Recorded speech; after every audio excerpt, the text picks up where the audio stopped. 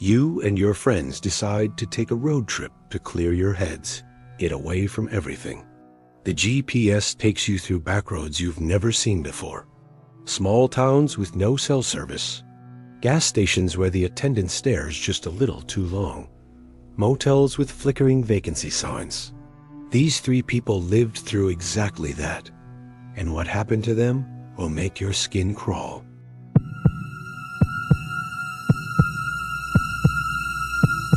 This happened back in the summer of 2019. I was 24 at the time, living in Columbus, Ohio, working a dead-end office job that was slowly draining the life out of me.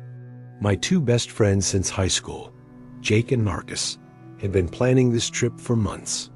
There was a music festival down in Nashville, Tennessee, and we figured it would be the perfect excuse to get away for a long weekend.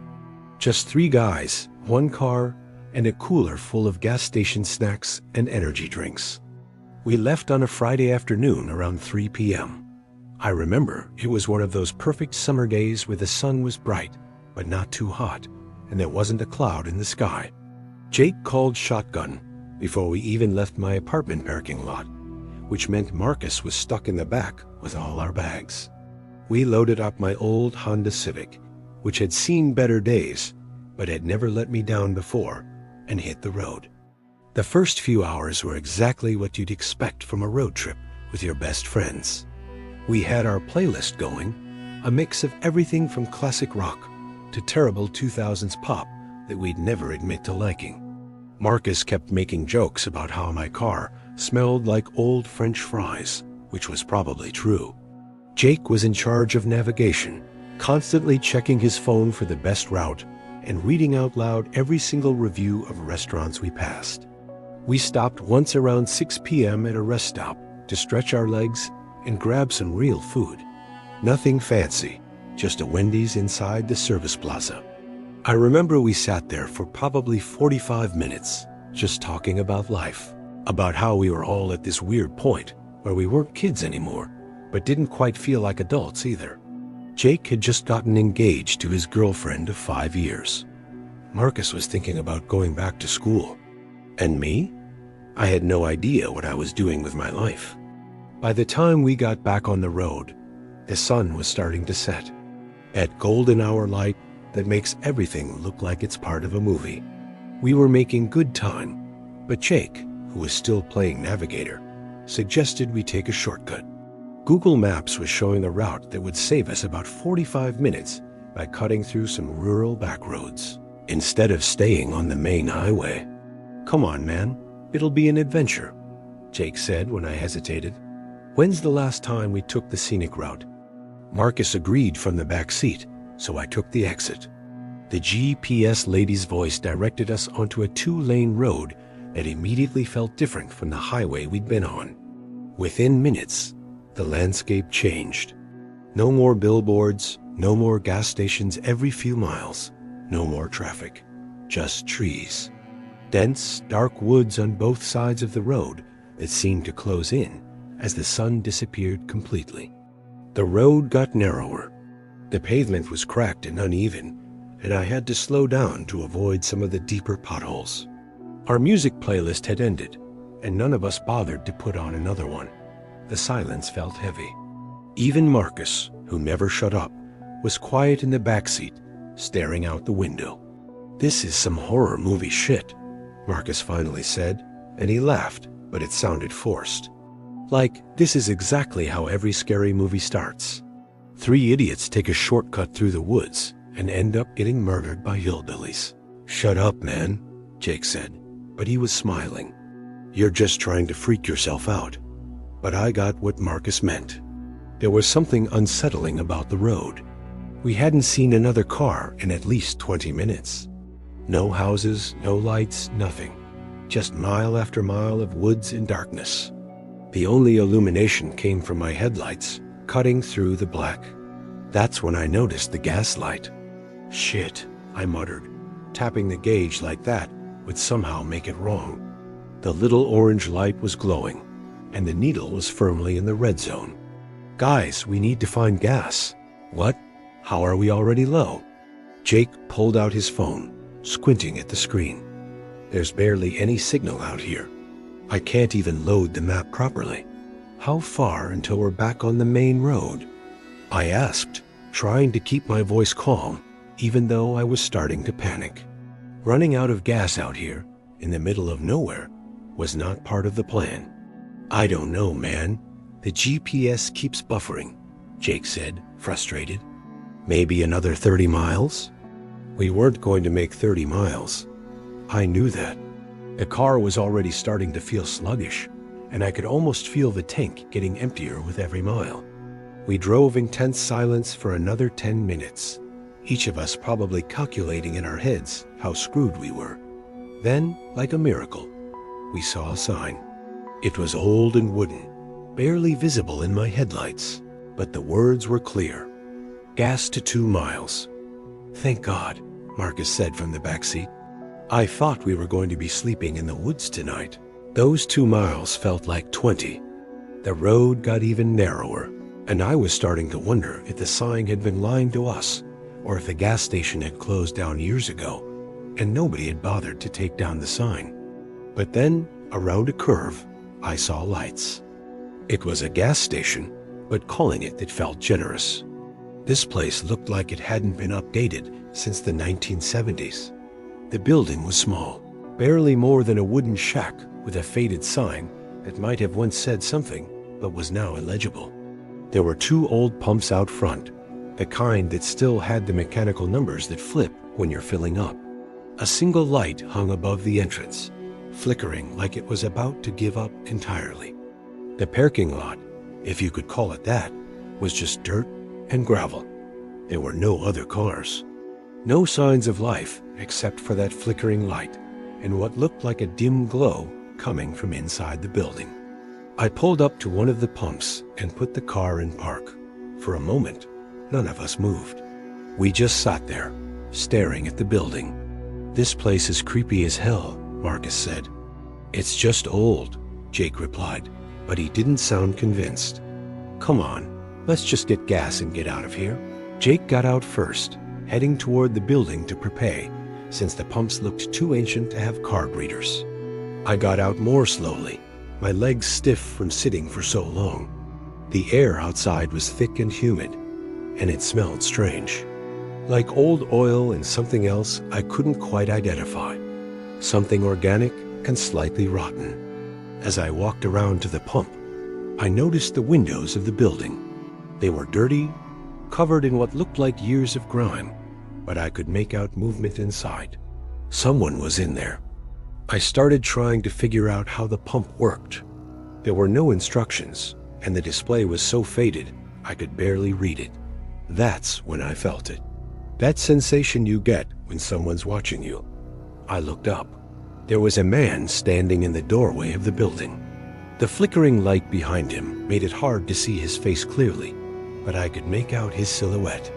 He was tall, wearing what looked like overalls and a baseball cap, and he was completely still, just standing there, staring at me, not at the car, not at the gas pump, directly at me. I felt a chill run down my spine despite the warm night air.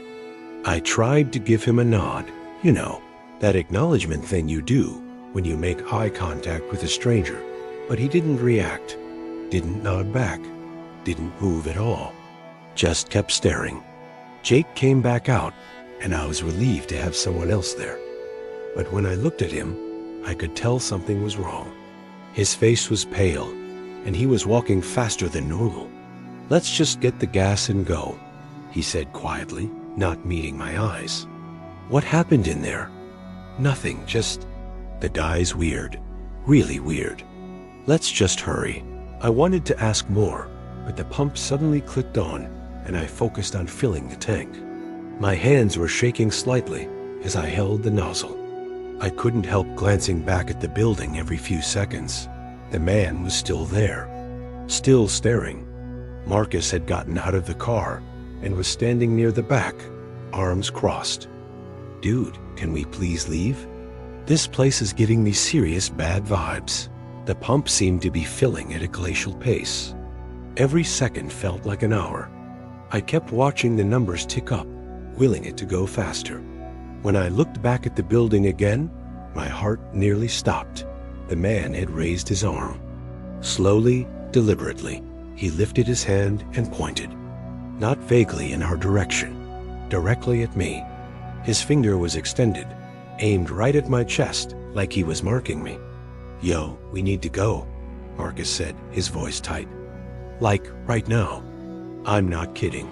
The tank's not full yet," I said, but my own voice sounded strained. "I don't care. We have enough. Let's get the hell out of here." The pump clicked, indicating it was done. I'd never moved faster in my life. I yanked the nozzle out, nearly dropping it, shoved it back into the pump, and jumped into the driver's seat. Jake and Marcus were already inside. I started the engine, and as I put the car in drive, I made the mistake of looking in the rearview mirror. The man had stepped out of the doorway. He was walking toward us, not running, not calling out, just walking with that same deliberate pace. But something about the way he moved, the way he held his body, made every instinct in my body scream at me to get away. I hit the gas harder than I meant to, and the tires kicked up gravel as we peeled out of that parking lot. None of us said anything for a long time. We just sat there, the sound of the engine and the road the only noise. I kept checking the rearview mirror, half expecting to see headlights following us, but there was nothing, just darkness. After about 10 miles, Jake finally spoke. His voice was quiet, almost shaky. When I went inside, he started, then stopped.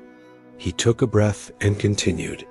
"The guy behind the counter, the one who was staring at you, he didn't say anything when I walked in.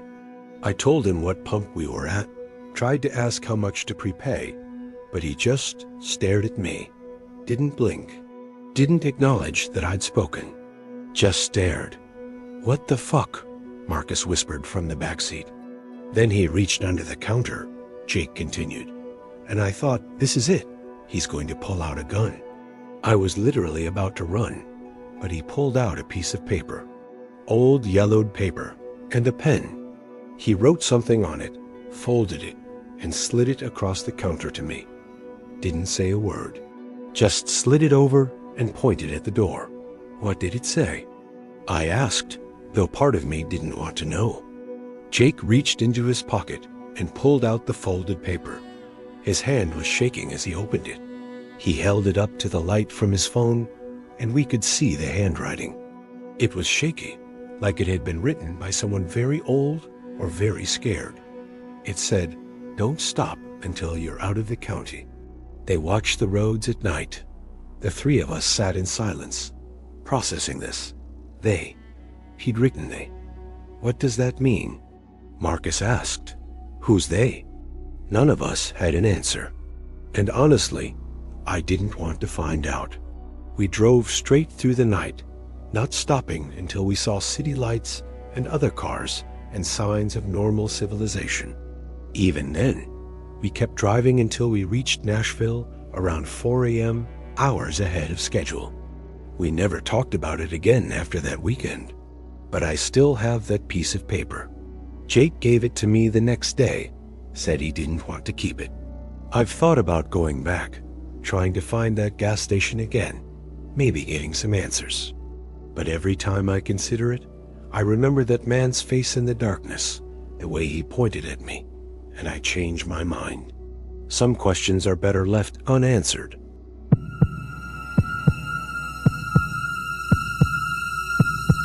This story was sent to me by a woman named Sarah. She's 25 now, but this happened when she was 22, 3 years ago.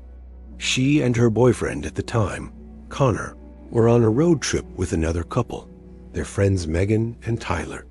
They were driving from San Diego, California to Phoenix, Arizona, to visit Tyler's family for Thanksgiving.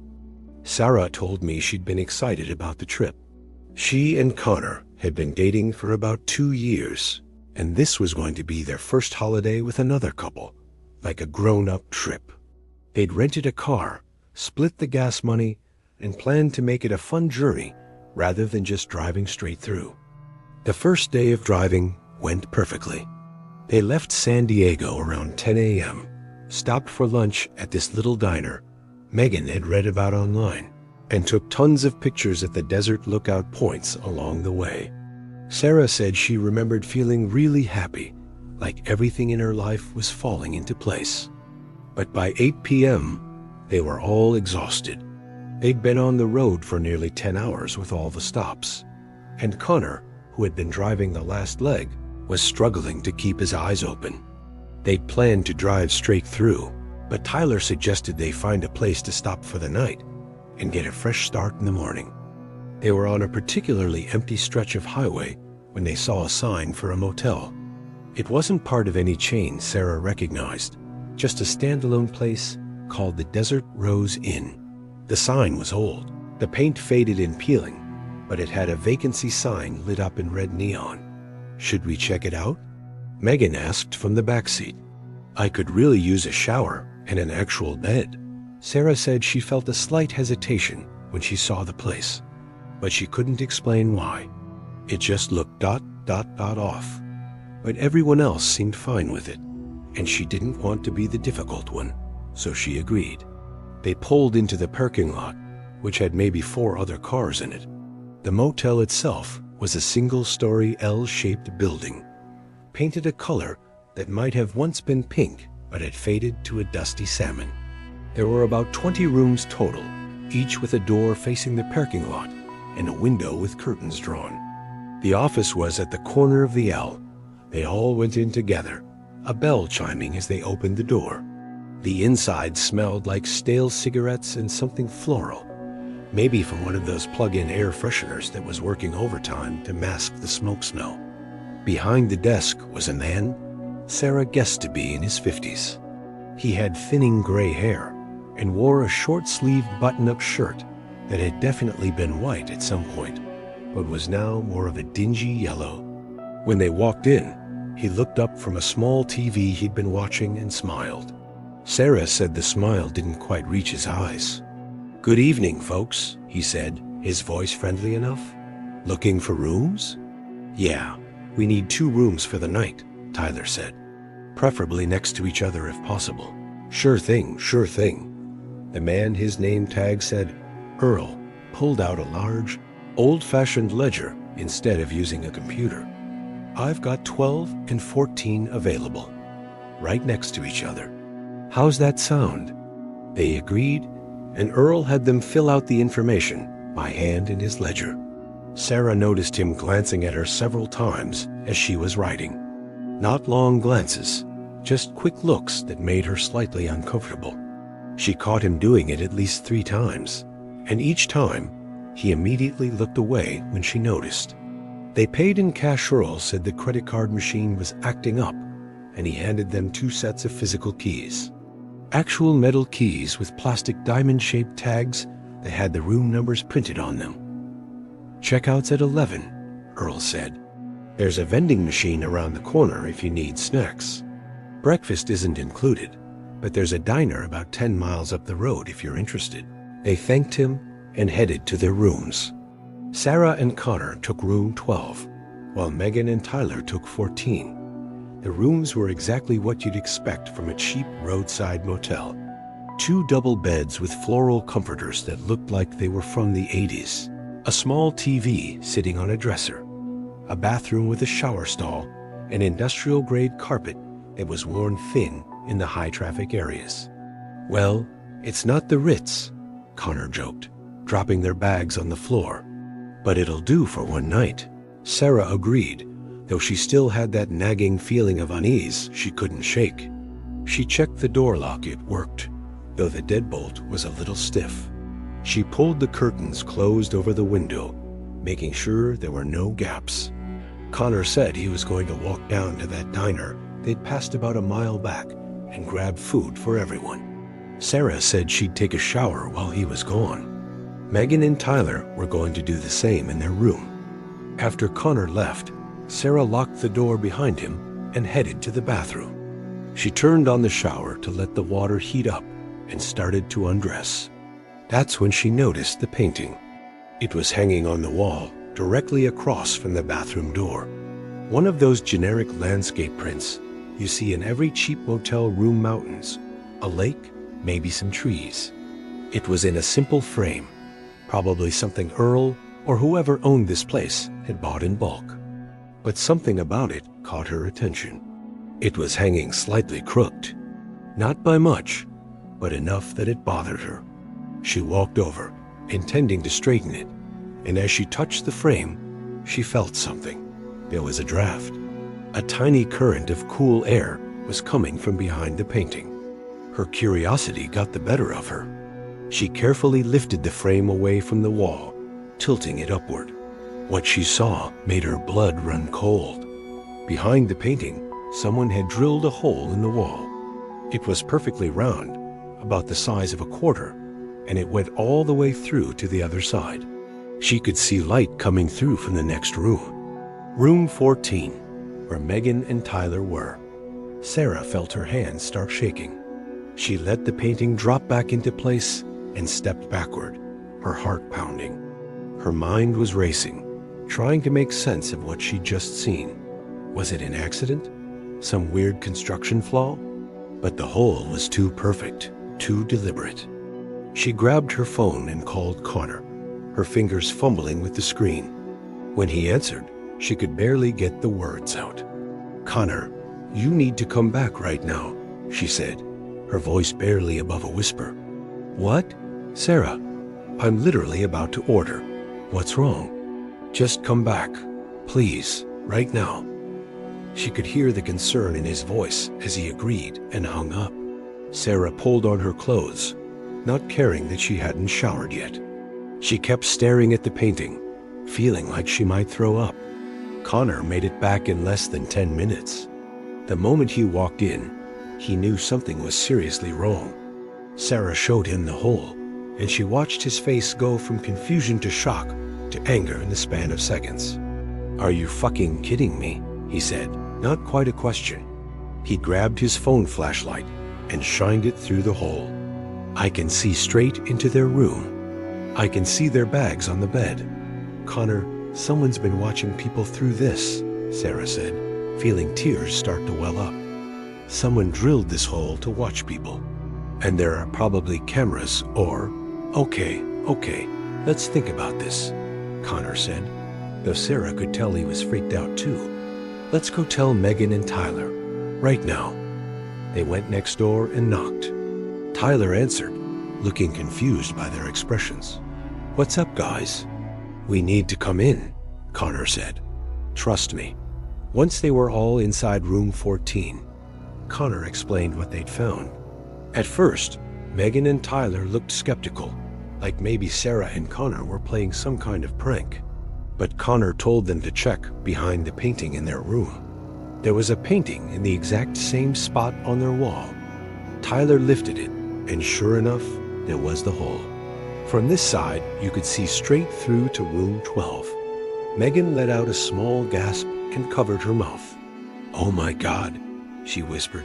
"Oh my God, someone's been watching us?" The four of them stood there, processing this nightmare. Then Sarah realized something even worse. "We need to check if there are any other holes," she said. "What if there are cameras? What if Earl, or whoever has been recording guests?" They spent the next 20 minutes carefully examining both rooms. They checked every painting, every vent, every mirror, every smoke detector. They didn't find any cameras, but that didn't make Sarah feel any better. The holes were enough. Connor was ready to go confront Earl immediately, but Tyler talked him down. "Let's just get our stuff and leave," he said. "We can call the cops from the road. I don't want to stick around this place any longer than we have to." But Megan wasn't having it. "No, we paid for these rooms. That creep Earl drilled holes to spy on people. We're getting our money back, and we're telling him we know what he did." They all went to the office together. Earl was still behind the desk, still watching his little TV. When he saw the four of them walk in, his expression changed. Sarah said it was subtle, but she saw a flash of something that might have been panic or guilt before he settled back into that fake friendly smile. "Something wrong with the rooms?" he asked. Yeah, you could say that, Connor said, his voice hard. We found holes in the walls, perfectly drilled holes behind the paintings. Holes that let you see from one room into the next. Earl's face went pale. I don't know what you're talking about. Bullshit, Megan said. You know exactly what we're talking about. You drilled those holes. How long have you been spying on your guests? Now hold on just a minute, Earl started to say, but Tyler cut him off. We're calling the police, and we want our money back. Right now. For a moment, Sarah thought Earl might argue or try to deny it more forcefully. But instead, he just reached into his cash box and counted out the bills they'd paid him earlier. His hands were shaking. Take your money, he said quietly. Just go, please. They took the cash and left. Sarah said the four of them practically ran to their car. As they were pulling out of the parking lot, she looked back and saw Earl standing in the doorway of the office, watching them leave. The look on his face was one she'd never forget. Not anger, not guilt, but resignation. Like he'd known this day would come eventually. They drove for another hour before finding a legitimate chain hotel.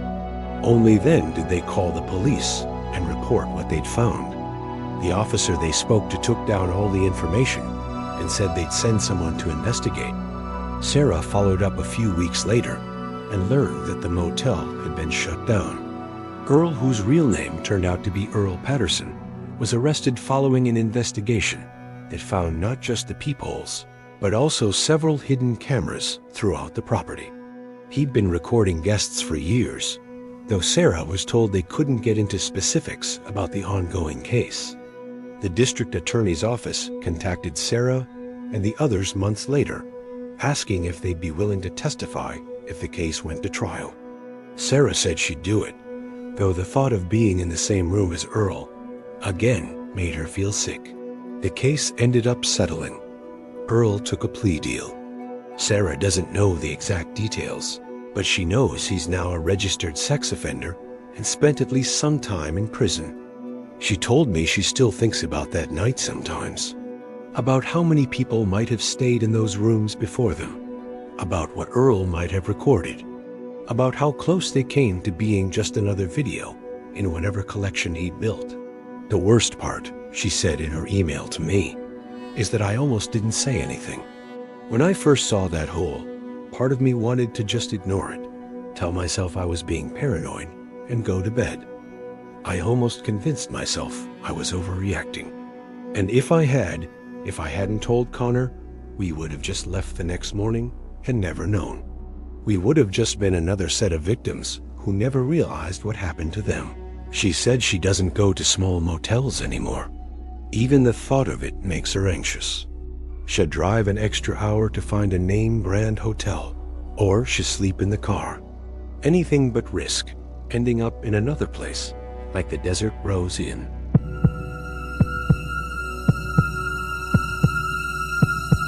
This last story happened just last year, in the fall of 2023. It was sent to me by a guy named Kevin, who's 27 years old. He and his girlfriend Emma, who's 26, had been planning a cross-country road trip for over a year. Kevin works remotely as a software developer, and Emma is a freelance photographer, so they had the flexibility to take a month off and just drive.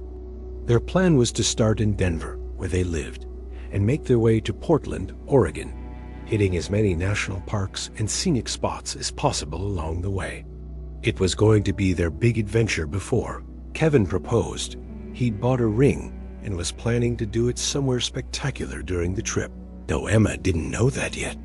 Kevin said the first week of the trip was incredible. They'd hit Rocky Mountain National Park, spent time in Utah visiting arches and canyonlands, and were making their way through Nevada.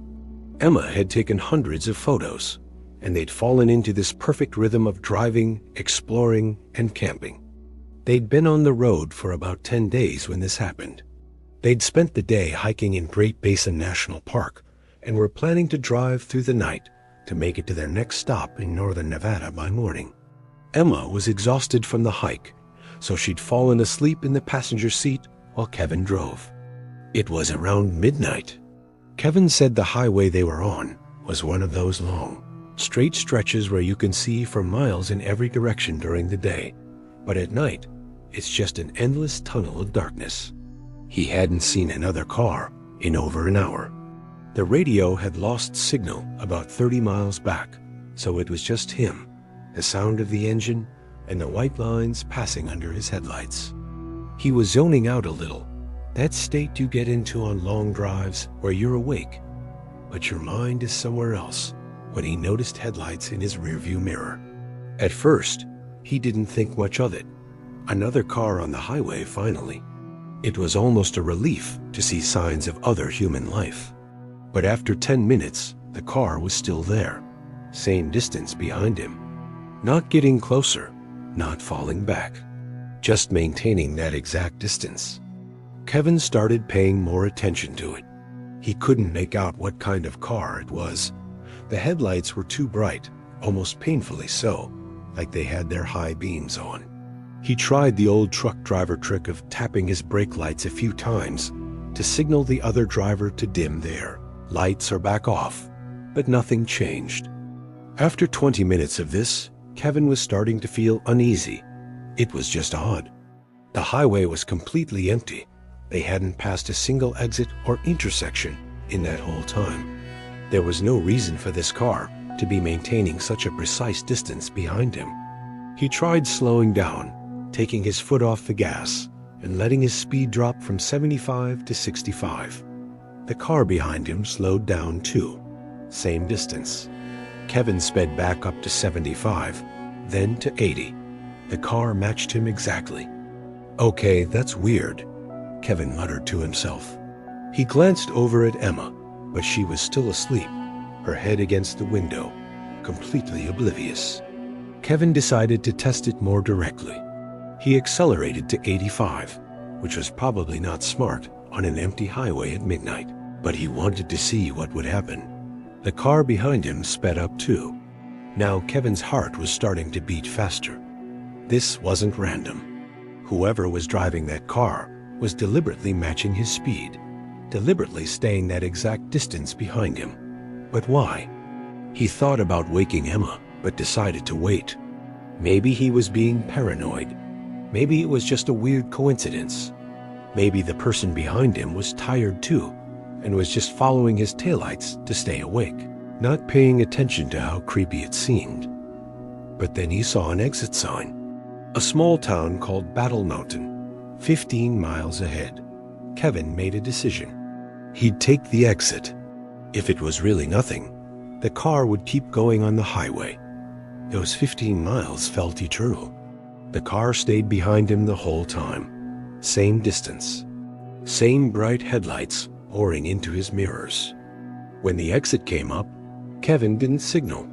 He waited until the last possible second and then jerked the wheel to the right, taking the exit at the last moment. His tires squealed slightly, and Emma stirred but didn't wake up. Kevin watched his rearview mirror, waiting to see the car continue on the highway. But instead, the car took the exit too, at the exact same last second, like they'd been expecting it. Shit, Kevin said out loud. His hands gripped the steering wheel tighter. This was definitely not a coincidence. The exit ramp led to a small road that went into Battle Mountain. At this time of night, the town was completely dead. Every building was dark, every street empty.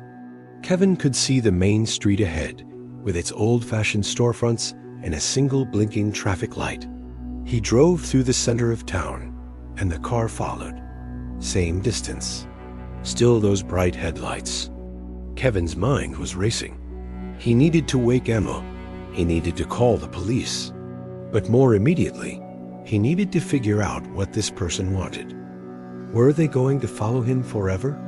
What happened when he finally stopped? He made a random turn onto a residential street with small houses on either side. The car followed. He made another turn and another. The car stayed with him, matching every turn perfectly. Emma, Kevin said, his voice strained. "Emma, wake up." She stirred and opened her eyes, groggy. "What? Are we there?" "No. Emma, there's a car following us. Don't turn around to look. Just use the side mirror." Emma sat up straighter, the sleepiness leaving her face as she processed what Kevin had said. She adjusted her mirror and looked. Kevin saw her expression change as she saw the headlights behind them. "How long have they been following us?" she asked, her voice suddenly very awake and very scared. "At least half an hour. I thought maybe it was nothing, but I took an exit and drove around this town, and they've matched every single move I've made." "Oh my God. Kevin, we need to call the police." Emma pulled out her phone, her hands shaking. But when she looked at the screen, her face fell. "I don't have signal. We must be in a dead zone." Kevin checked his phone mount. She was right. No bars. Okay, Kevin said, trying to keep his voice calm even though he was panicking inside. "There has to be somewhere open. A gas station or something. We'll stop somewhere with lights and people, and we can call from there." He drove back toward the main street, and that's when he saw it. A truck stop.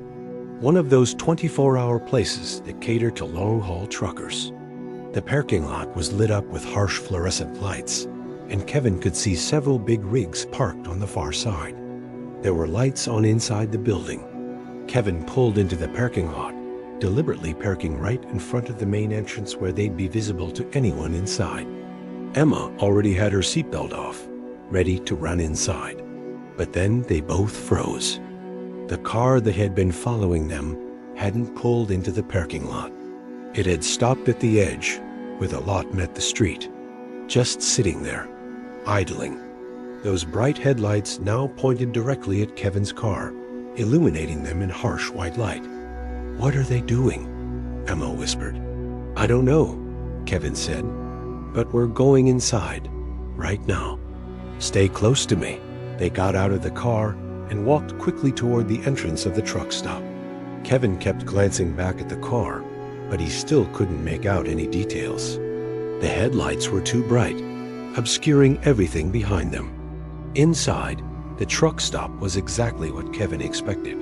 Fluorescent lights, rows of snacks and drinks, a coffee machine, and a bored-looking clerk behind the counter. There were two truckers standing near the coffee, talking in low voices. The moment Kevin and Emma walked in, everyone looked at them. Kevin went straight to the clerk, a middle-aged man with a beard and a name tag that said Roy. "Hey man, we need help," Kevin said. "There's a car that's been following us for the last hour. They're sitting outside right now. We need to call the police." Roy's expression changed from bored to alert. "Following you how?" Emma explained while Roy picked up the phone. Kevin stepped back toward the windows, looking out at the parking lot. The car was still there, still just sitting there with its lights on. One of the truckers, a big guy in a flannel shirt, walked over to Kevin. "That the car?" he asked, nodding toward the windows. "Yeah, they've been tailing us for miles, matching our speed, following us through turns." "It's not random." The trucker frowned. "That's not right. Want me to go talk to them?" "I don't know if that's a good idea," Kevin said, even though part of him desperately wanted someone else to confront whoever was in that car. But the trucker was already heading for the door. Roy called after him. "Bob, hold on. The cops are on their way." But Bob waved him off. Kevin watched through the window as Bob walked across the parking lot toward the idling car. Bob was a big guy, probably 6'4" and built like someone who'd spent his life doing physical labor. He walked with confidence, no hesitation. When Bob got close to the car, he raised his hand in a kind of "hey there" gesture. The car didn't move. Bob walked around to the driver's side and leaned down, like he was trying to look through the window. Kevin saw Bob say something, then Bob's body language changed. He stepped back quickly, and even from this distance, Kevin could see the confusion on his face. Bob turned and jogged back to the truck stop, moving faster than Kevin would have expected for a guy his size. When he came back inside, his face was pale. That's not right," Bob said. "That's not right at all." "What?" Kevin asked. "What did you see?" "It's a woman," Bob said, "in the driver's seat. She's just sitting there, crying, shaking and crying. I asked her what she was doing, if she needed help, and she just kept saying, 'I'm sorry, over and over." Kevin felt his stomach drop. "What?" Emma grabbed his arm. "Kevin, what does that mean?" Before anyone could answer, they heard sirens. A police cruiser pulled into the parking lot, its lights flashing. An officer got out and walked toward the idling car, his hand near his belt. Roy stepped outside, and Kevin and Emma followed, keeping their distance. Bob came too. They watched as the officer approached the car and tapped on the window with his flashlight. The window rolled down. The officer leaned in, speaking to whoever was inside. Kevin couldn't hear what was being said, but he saw the officer's posture change. He straightened up and spoke into his radio. A few minutes later, another police car arrived. Then another. Now Kevin was really freaked out. Why would they need 3 police cars for one person? One of the officers walked over to Kevin and Emma. "You're the folks who called this in?" "Yes, sir," Kevin said. "That car's been following us for over an hour."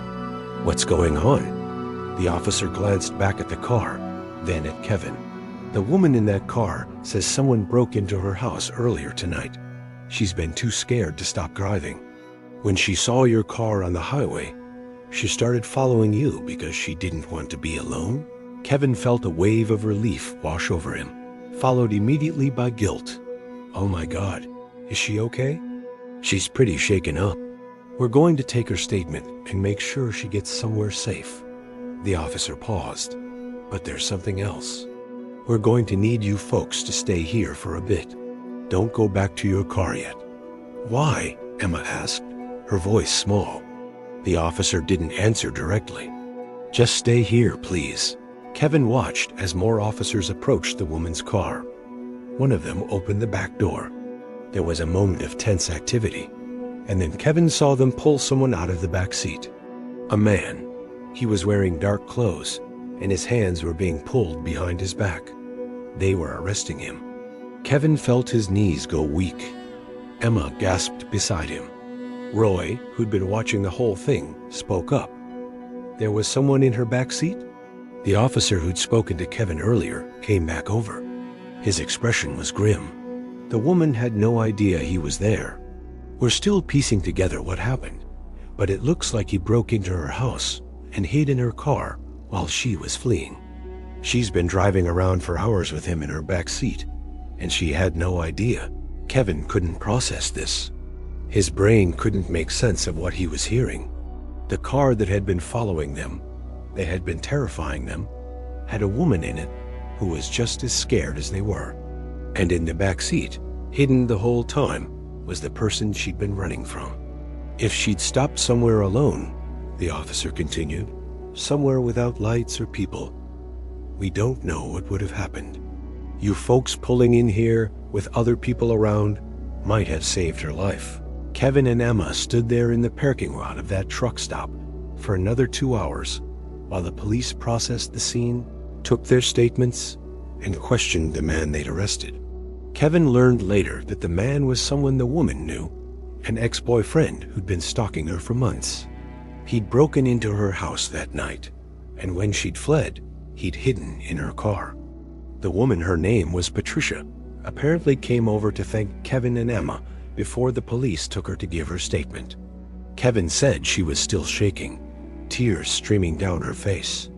She kept apologizing for scaring them, saying she hadn't known what else to do, that she'd just been so terrified of being alone on that empty highway. Emma hugged her while she cried. Kevin just stood there, feeling numb. They finally got back on the road around 4 a.m.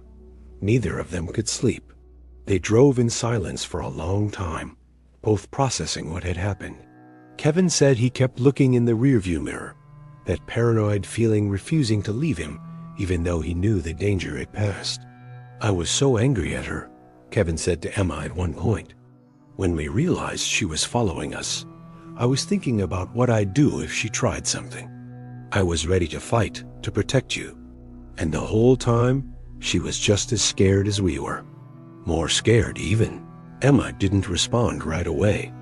Then she said quietly, "There was someone in her back seat, Kevin. He was there the whole time she was following us. Just sitting there in the dark, waiting. What if she had stopped? What if we hadn't pulled into that truck stop?" Kevin didn't have an answer for that. They made it to Portland 2 days later, but Kevin said the trip never felt the same after that night. He still proposed to Emma he did it at Crater Lake, and she said yes, but they both agreed to cut the trip short and head home. Being on the road didn't feel safe anymore. It didn't feel like an adventure. Kevin told me he still thinks about Patricia sometimes. He looked her up on social media after they got home and found out she'd moved to a different state, was in therapy, and seemed to be doing okay. Her ex-boyfriend took a plea deal and is serving time for breaking and entering, stalking, and attempted assault. But what Kevin can't stop thinking about is how close it all came. How many times Patricia must have been on the verge of pulling over at some deserted rest stop or empty gas station. How many times that man in her back seat must have been ready to make his move.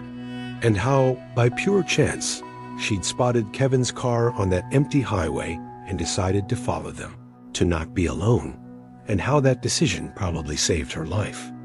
It was supposed to be our perfect road trip, Kevin said in his email to me. Our big adventure before we got engaged.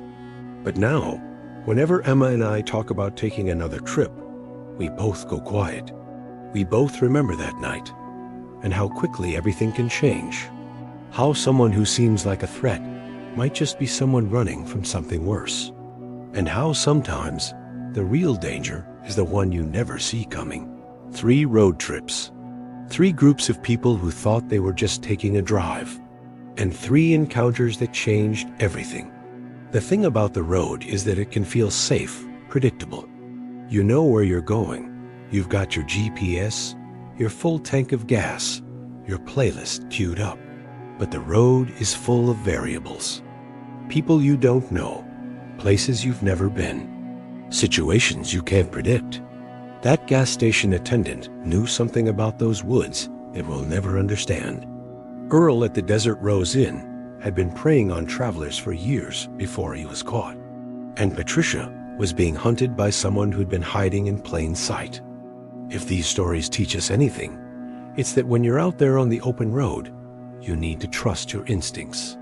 If something feels wrong, it probably is. And sometimes the scariest part isn't the danger you can see. It's the danger you don't know is there until it is almost too late. Stay safe out there, and maybe stick to the main highways.